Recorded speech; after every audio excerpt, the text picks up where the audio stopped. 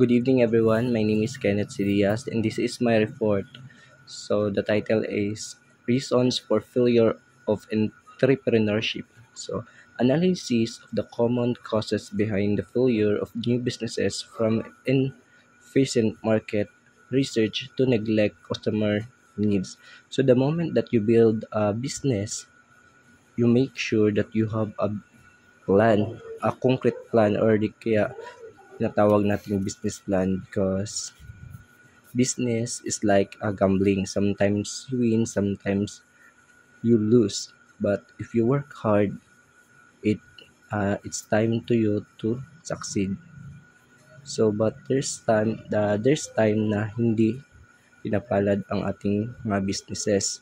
So nagkakaroon din tayong tinatawag na failure or mayroong mga business na mga failure. Ano kaya ang mga rason kung bakit na failure sila sa kanilang mga business? So lack of viable business model. So it is a profitability. So a business model that is not a profitable will eventually fail no matter how great the idea is. So merong mga business na nag-failed dahil hindi sila nagkakaroon ng sapat na profit or kita. Marami silang ginagawang gimmick sa kanilang business, marami silang mga pakulo, marami silang mga ginagawang paraan upang mas mapaganda ang kanilang business. But at the end, hindi naman sila kumikita. So that's the reason why hindi sila nagsasucceed sa kanilang businesses. Isa pang dahilan para hindi maging successful ang business is meron tinatawag na sustainability. So the business model must be sustainable in the long term, meaning it can generate enough revenue to cover costs and generate profits.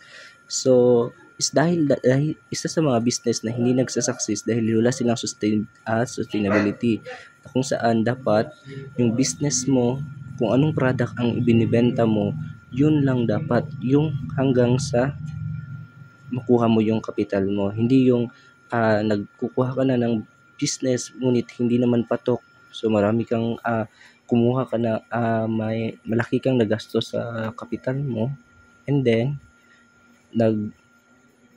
palit ka agad ng sarili mong product.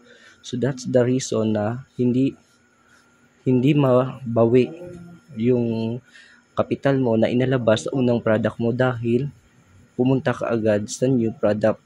So kumbaga nakabatay lang sa kung ano ang kagustuhan mong ibenta, yun lang ang dapat mong susundin. So hindi ka nagkakaroon ng profit. That's why hindi nagsasucceed ang businesses na ginagawa mo dahil wala kang sustainability sa product na kung ano ang binibenta mo, then nakita mo hindi patok sa mga tao, papalitan mo agad.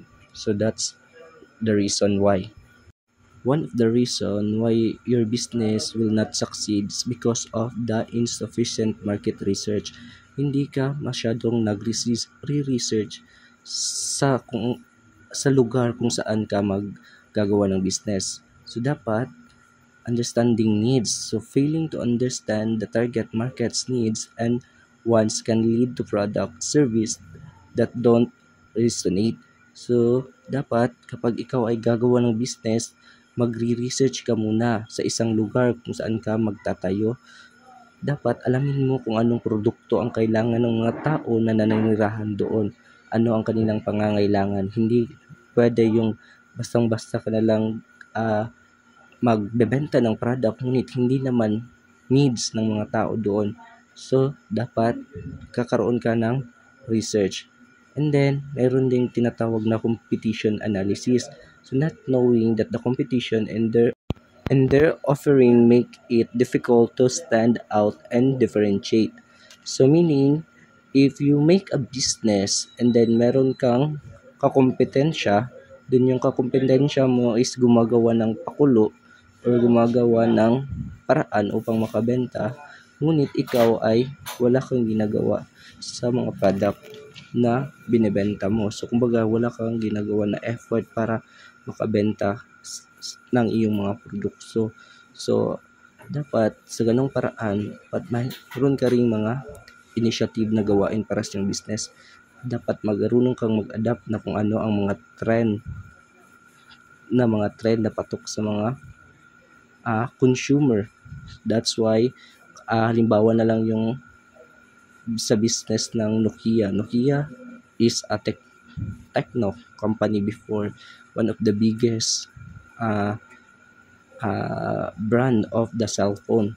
So kaya hindi sila nag-i-exist ngayon. Even though nag-i-exist sila ngayon pero hindi na gaano kalaki ang kanilang markets, it's because hindi sila naka-competent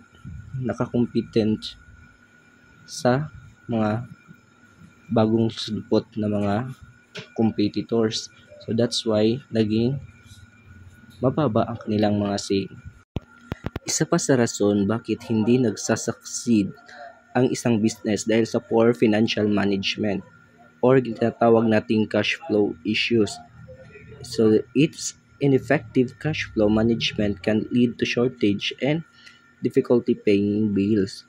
So kapag ikaw ay nagbi-business, dapat marunong ka ring magtipid sa kung ano ang mga ginagastos ng inyong sa company sa kung ano ang mga ginagastos ng company mo. So dapat you need to more manage the cash flow. So hindi ka pwedeng labas ka ng pera sa inyong business pero hina naman ang kita. Hindi ka naman masyadong kumikita.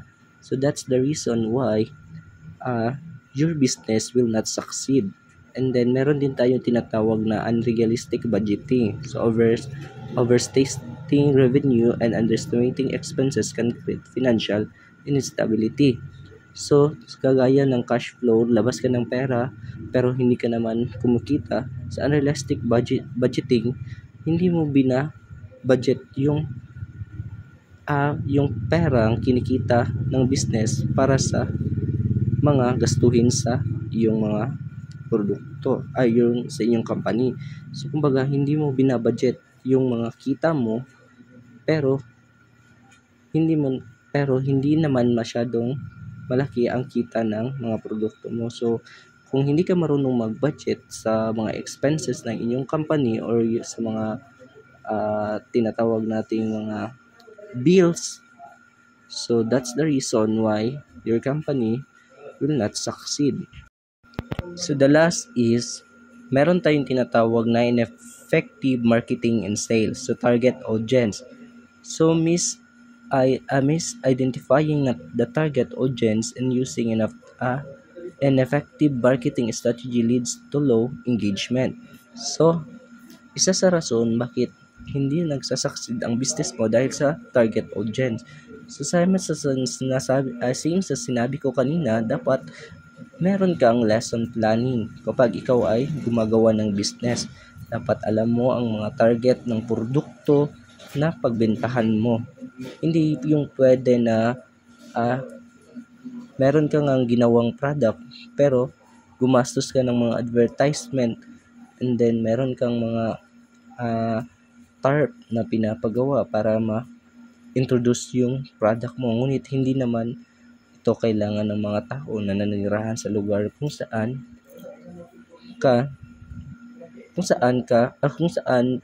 yung napili mong lugar na pagbentahan ng yung produkto. So kumbaga mayroon tinatawag na low engagement. Then one is the reason why you did not succeed your business in conversion rates. It is the poor sales skills and lack of compelling sales pitch hinder conversation rates and revenue generation. So ito yung hindi mo masyadong inaalam yung kita mo. So kumbaga hindi